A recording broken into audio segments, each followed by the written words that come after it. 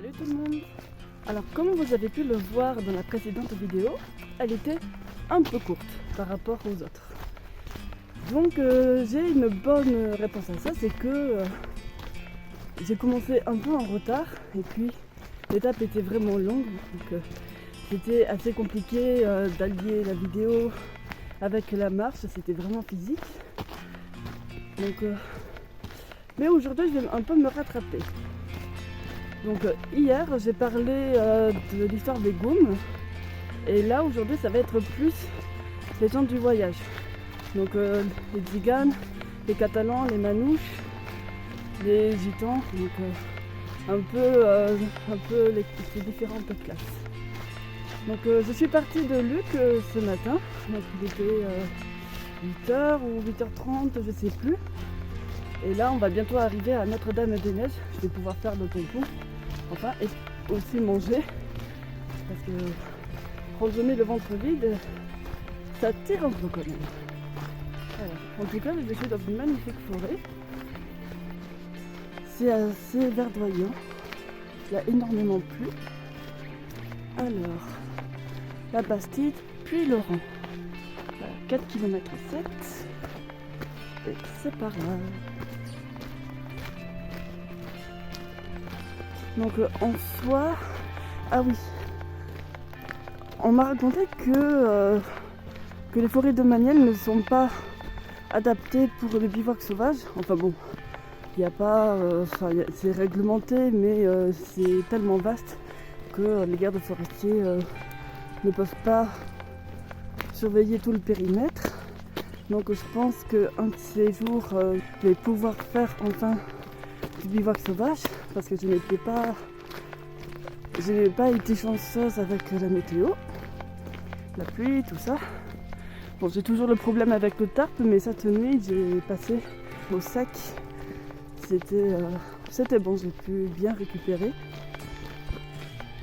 Donc j'ai aussi joué un peu du violon avec un guitariste qui fait un voyage en moto. Il ne fait pas le chemin de Stevenson, mais il voyage avec sa guitare et on a passé un super moment à improviser, à jouer un peu de musique italienne et autres. Et c'est vrai que ce que je trouve génial dans le voyage, c'est plutôt de rencontrer des personnes, de partager un bon moment après une journée assez fatigante. Donc se raconter aussi les anecdotes, ce qu'on a vécu et aussi à nouer des liens. Parce qu'il y a des rencontres qui durent dans le temps et ça c'est important.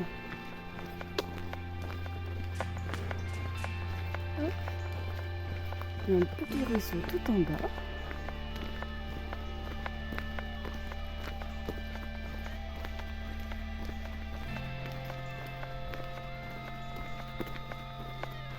Ça m'étonnerait qu'on puisse voir des biches ou des sangliers.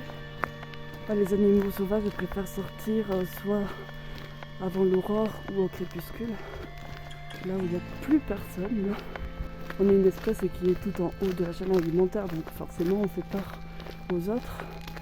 Et en même temps, vu la chasse qu'il y a, ça marque les esprits.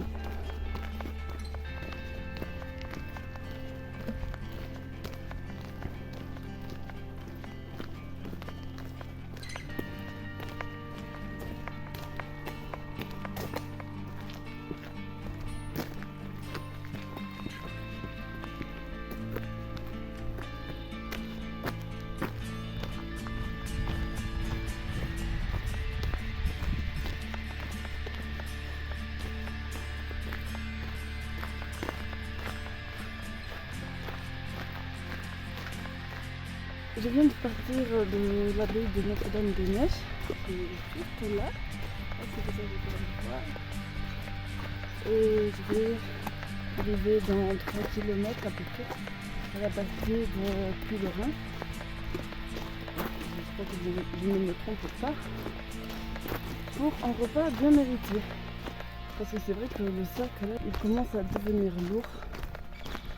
Donc je ne serais pas fâchée de le laisser une heure un peu. Et après, c'est la dernière étape de la journée, donc chasse radiaire, un truc comme ça. Bon, je verrai.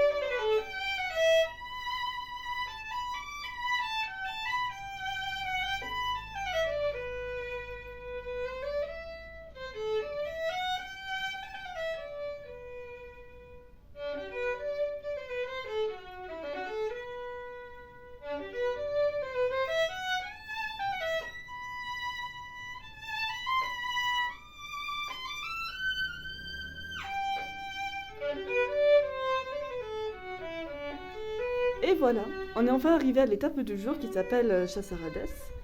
Et c'est la fête au village. Alors je me suis dit, pour une fois, je vais y aller pour m'amuser, parce que bon, c'est la fiesta quand même, hein, donc là, après plusieurs jours de marche, ça fait du bien quand même de s'amuser. Alors j'ai voulu chercher un endroit sécure pour mes affaires, parce que bon, j'ai un peu mes papiers, tout ça, donc voilà, je voulais pas laisser mon sac sans surveillance. Et dès que je suis arrivée dans ce village, j'ai demandé. D'abord, j'ai voulu voir le maire pour lui demander s'il connaissait quelqu'un qui voudrait bien céder un tout petit espace juste pour une personne et une nuit. Et en fait, comme il n'y était pas, je suis allée directement au stand de nourriture pour voir s'il y a des invendus ou des restes. Parce que bon, je voyage sans argent et des fois, il faut un peu casser la croûte. Alors là, le vendeur, en fait, il m'a proposé de dormir dans sa grange. Donc là, je suis à l'abri des regards, je peux aller m'amuser vraiment sans souci. Et en plus, ça fait un super décor. Ce matin, on a un peu parlé des tziganes et des différentes classes, et je me suis dit que ça serait bien d'ajouter un peu quelques informations. Alors, juste, je ne suis pas experte en la matière, alors s'il y a des historiens ou des experts, n'hésitez pas à me dire en commentaire parce que je ne veux pas vexer quelqu'un et surtout que je ne suis pas connaisseuse. Donc là, j'ai juste quelques trucs, quelques bribes de souvenirs et aussi parce que ça m'intéresse donc, de connaître l'histoire d'un peuple. Qui sont les Tziganes? Et d'où est-ce qu'ils viennent? Alors déjà, ils viennent d'Inde. Et selon un précepte hindou, si tu franchis les 7 fleuves de l'Inde, tu n'as plus droit à la résurrection. Bon, en gros, c'est tu sors, tu reviens plus, t'es banni à vie. Donc après, les Tziganes avaient déjà des problèmes dans leur pays, en Inde, quoi. Donc ils avaient une sorte de discrimination, donc c'était assez compliqué pour eux. Mais le fait de dire ok, vous partez, mais vous n'êtes pas vivant, vous ne pouvez pas vous réincarner. En fait, c'est comme on ne vous voit plus. Voilà. En gros, j'ai l'impression que c'est ça. Donc ceux qui sont partis vers les pays occidentaux, ils sont devenus chrétiens, donc pour la plupart, et ils ont aussi la protection du pape, donc le passe-droit. Et après ça, ils sont devenus bohémiens. Mais attention, à cette époque-là, ils avaient quand même la protection des nobles, donc ils pouvaient encore vivre selon leurs coutumes. En fait, la Bohème, c'est la petite Égypte de l'époque. Alors, il y a 4 classes différentes. Il y a les Tinsites, les Manouches, les Roms et les Catalans. Pour ces différentes classes, ils ont différentes spécificités. Donc pour les Tinsites, ils sont en Allemagne et ce sont des experts en forgeron ou dans l'osier. Ensuite, les Catalans, donc là c'est plutôt les liseuses de bonne aventure. Les Manouches, ils sont plutôt dans la partie française et ils sont dans la musique avec la guitare, le violon et autres. Et les Roms, malheureusement, ils ont la réputation de voleurs. Alors tout changea lorsque Louis XIV vint au pouvoir. Donc là, il disait aux nobles de recenser et de sédentariser les Roms, les Tziganes. Et le souci, c'est que les Tziganes, eux, ils perdaient de leur autonomie. Donc déjà, c'est le début d'une sorte de discrimination, parce qu'ils ne pouvaient plus, comme ils ne peuvent plus travailler, ils ont perdu leur protection des nobles. Et pour se nourrir, à moins que de manger des racines, ils ont été obligés de voler. Donc c'est à partir de là que vient la réputation de voleurs. Bon. Ils ont essayé de se débrouiller au début, mais comme il n'y avait plus de travail, ça a été assez compliqué de joindre les deux bouts. Donc à la fin du 19e siècle, on sait ce qui s'est passé malheureusement, il y a l'ordonnance anthropométrique, ou police de Vichy. Et en fait, c'est entre 9 et 45, il y a eu plus de 600 000 Tziganes qui ont été comme les Juifs envoyés dans les camps de concentration et dans les camps d'extermination. Et ils étaient considérés comme sous-peuple par l'Allemagne nazie. Et que dire des gitans d'aujourd'hui?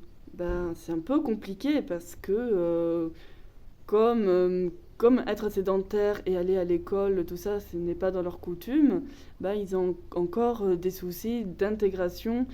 Et je crois que c'est plutôt une forme d'incompréhension de notre monde actuel où on doit toujours vivre à 100 à l'heure. Enfin, on voit plein de pubs, il faut enfin, faut payer plein de choses, faut construire un avenir en fait. Et en fait, pour les gitans, bah, ce n'est pas dans leur esprit.